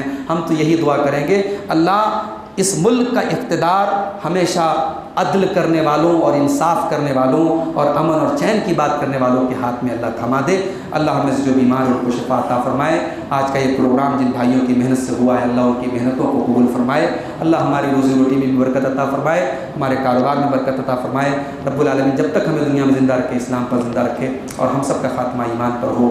آمین. وآخر دعوانا الحمد للہ رب العالمین. والسلام علیکم ورحمۃ اللہ وبرکاتہ.